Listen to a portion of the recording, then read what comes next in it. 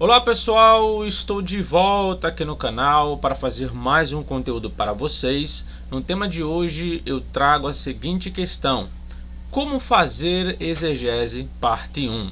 Antes que eu comece a comentar sobre este assunto, se inscreva no canal se você não é inscrito, deixe o seu like, compartilhe se você puder e quiser.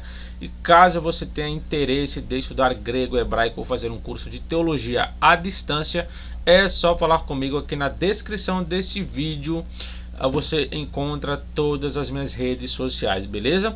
Peço também que sigam lá a minha página, que no caso é essa aqui, Exegese Bíblica, né, lá no Instagram, certo? E também mandem convite para mim lá no Facebook, né, que eu voltei a fazer postagens lá, né? Essa semana eu já fiz 3, né, sobre alguns assuntos, sobre traduções, enfim. Beleza? E todas as minhas redes estão aí, então caso você queira pegar aí alguma, está aí na descrição, certo? Então vamos lá. Então pessoal, hoje nós vamos falar um pouquinho sobre exegese, né? Já que eu sempre vejo muitas pessoas falando sobre esse assunto, mas poucas pessoas estudam, né? Muitas pessoas acham que exegese é uma matéria, né? É uma área muito simples, é só saber algumas palavrinhas em hebraico ou grego, pronto, fiz uma exegese, mas não é bem assim, tá? A exegese, ela tem muitos critérios para que você faça uma boa análise, né? Então nesse vídeo parte 1 nós vamos falar sobre o primeiro critério, que é o que? É o critério da crítica textual. A crítica textual é a porta de entrada para a exegese. Não existe exegese sem crítica textual. Por quê? Vamos mostrar aqui a vocês o motivo, né? Aqui nós temos um texto, né, muito conhecido, que é o texto de 1 Timóteo 3:16, tá? Na Bíblia ACF, ela fala assim: e, sem dúvida alguma, grande é o mistério da piedade. Deus se manifestou em carne, foi justificado no Espírito, e aí o texto continua. Eu vou pegar até aqui para mostrar aqui o porquê que a crítica textual é a porta de entrada para a exegese. A Bíblia Ara, ela vai falar assim: evidentemente, grande é o mistério da piedade. Aquele que foi manifestado na carne foi justificado em espírito. Observe que temos uma variação textual. Aqui diz que Deus se manifestou em carne. Aqui fala aquele que. Existe uma diferença gritante aqui, né? Então, quando você vai fazer a sua tradução, fazer a sua análise, fazer a sua exegese, ela vai depender do texto grego que você escolher. Por isso que é importante primeiro a gente determinar qual é o melhor texto e o porquê, certo? Já que aqui você tem dois textos gregos, ó. Esse aqui é o texto crítico, baseado nos manuscritos mais antigos do Novo Testamento, e aqui é a tradição bizantina, né? Então aqui, ó, vocês estão vendo essas duas letrinhas aqui, Ros. Então Ros é o pronome relativo àquele que, certo? Só que quando você pega o texto bizantino grego, ele coloca Theos, que é Deus. Então veja, aqui coloca Ros e aqui coloca Theos, aquele que e Deus. Então, dependendo do texto que você escolha aqui para fazer a sua tradução, né, o sentido do texto ele pode ser alterado, ele pode ser mudado. Se eu escolho o texto bizantino, então eu vou dizer que Deus se manifestou em carne, e isso abrange um ponto teológico que é muito discutido, que é sobre a divindade de Cristo, se ele é Deus ou não. Deus no sentido de ser igual ao Pai em natureza, tá? Então, caso você escolha o texto bizantino, né, esse texto aqui, essa tradução aqui, ela vai dar força, né, a essa ideia. Porém, se você usa esse texto aqui, ele já não dá tanta força assim. Entende? Então, a exegese, ela depende primeiramente do texto que você escolher para fazer uma análise. Então, vamos pegar aqui outro texto como exemplo, tá?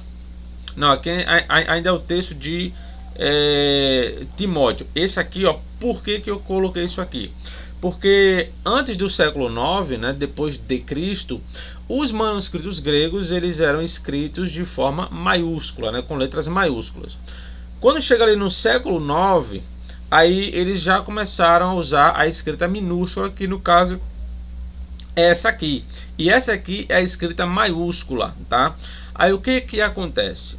Aquele que se escreve assim, ó, em escrita maiúscula, Ros. E Deus, de forma abreviada, se escreve assim, Theos. Qual é a diferença aqui? Apenas um traço, certo? Sem o traço você tem um ômicron. Com esse traço você tem um TH, Theos. Então, aqui você nota que essa variante ela surgiu por causa de um traço, certo? Eu não vou aqui discutir qual é a melhor leitura, tá? Mas apenas para mostrar a vocês como funciona aí essa questão de exegese, certo? Aí continuando aqui, ó, Zacarias 12:10. Esse texto é muito interessante porque ele abrange o mesmo problema que foi falado aqui em 1 Timóteo 3:16. Por quê? Olha como a Bíblia ACF fala, ó, e olharão para mim, aqui é Deus, o próprio Deus falando, e olharão para mim a quem transpassaram. Olha que coisa interessante, né? Deus falando que iriam olhar para ele a quem transpassaram. Ou seja, o próprio Deus ele foi transpassado. Então isso já abrange também aquele texto de 1 Timóteo 3:16. Porque ali ele fala, né, Deus se manifestou em carne ou aquele que. Se eu coloco Deus se manifestou em carne, eu entendo que esse Deus é quem? Jesus. Logo, esse Deus também pode ser aplicado aqui. Pode ser ele, já que foi Cristo que foi transpassado. Então, com base na Bíblia ACF, essa ideia ela ganha muita força. Por quê? Porque ela segue esse texto hebraico aqui, ó, né? Aqui, ó, o Elai. O ponto é essa expressão aqui, ó, Elai. Elai quer dizer o quê? Para mim, que está traduzido dessa forma aqui. Você tem o El, né, que é essas duas letrinhas aqui, ó, certo? El, que é a preposição para, e essa última letrinha pequenininha aqui é o sufixo pronominal min. Então aqui você tem verbitu elai et asher dakaru. E olhando para mim, a quem aqui, ó, o pronome relativo, a quem transpassaram.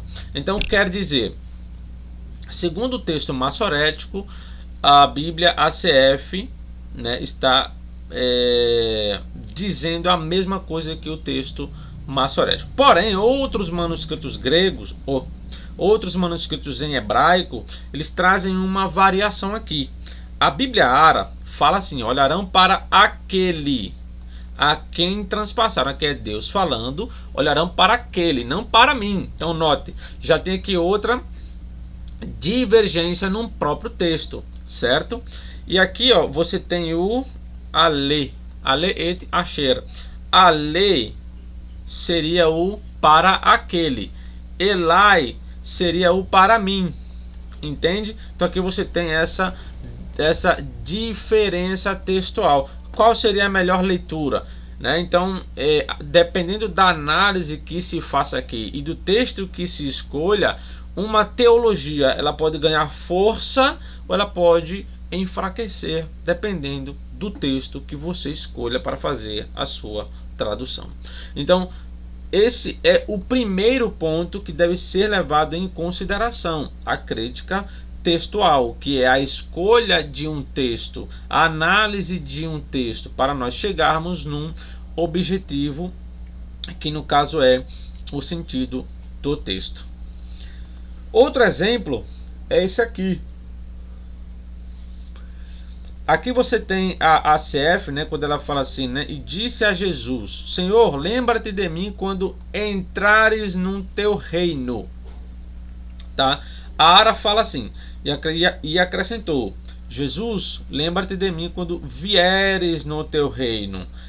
Qual é a melhor tradução aqui? Quando entrares ou quando vieres? Qual era a perspectiva daquele ladrão que estava na cruz? Aí você vai ter outra diferença no texto grego.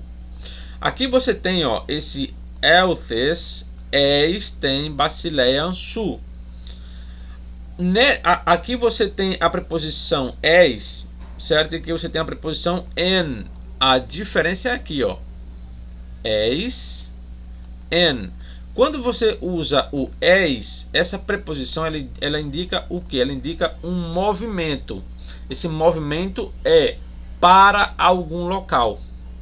Então, ele está aqui, ele vai para um local. É como se ele estivesse fora de uma bolha e ele entrasse para essa bolha, certo? Então, baseando-se nesse texto grego, a tradução seria como está na ACF: quando entrares no teu reino, né? Aqui você tem o eltes, entrares, tem basilean sul, para o teu reino. Então existe um movimento, certo?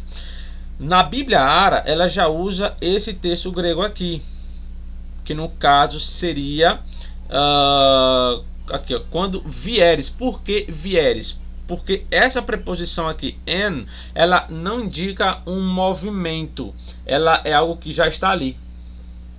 Então você não precisa entrar no reino, você já está nele. Entende? Então a ideia seria: vieres no teu reino. Ele já reina e ele vem nesse reino dele. Então, dependendo do texto grego que você escolha aqui, a sua tradução ela vai ser alterada. E logicamente, o sentido do texto ele também pode ser alterado. Indo aqui para o último exemplo, né, dessa questão, é 1 Coríntios capítulo 10, versículo 9. Né, que vai falar ali, né, e não tentemos a Cristo, como alguns deles também tentaram e pereceram pelas serpentes.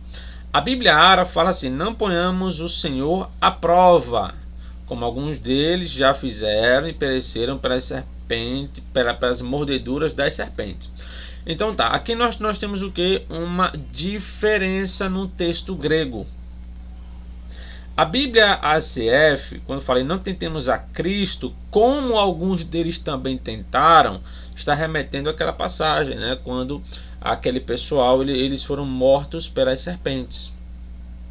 E naquela passagem é Deus quem está agindo, só que o autor aqui ele coloca Cristo. Então quer dizer, aquele Deus era Cristo, né, segundo esse texto grego aqui. No entanto, quando nós pegamos o outro texto grego, eles colocam isso aqui, ó, Kyrion, que é Senhor, que é como está aqui na Ara, certo? Então, qual é o ponto aqui? Baseando-se na tradição bizantina, você tem Christon, e no papiro 46, que é o documento mais antigo do livro de 1 aos Coríntios, também fala Christon. Então, quer dizer, em termos de antiguidade, o documento mais antigo apoia a leitura da CF. Né? Não temos a Cristo, certo?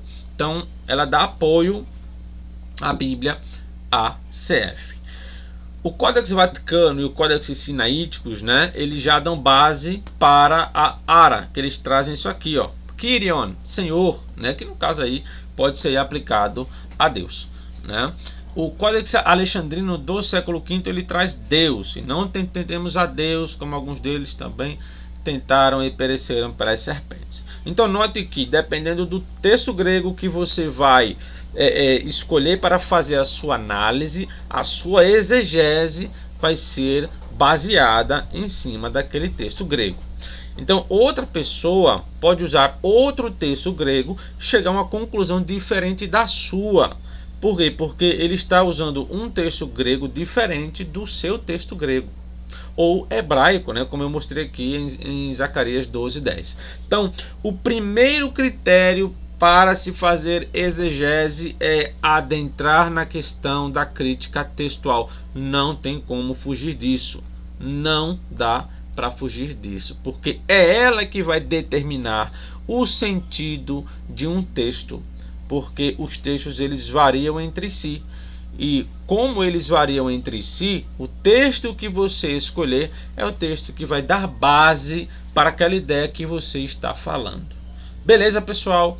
Então é isso aí. No próximo vídeo eu vou trazer a parte 2 falando sobre exegese. Que Deus abençoe a todos e até o próximo vídeo. Fui!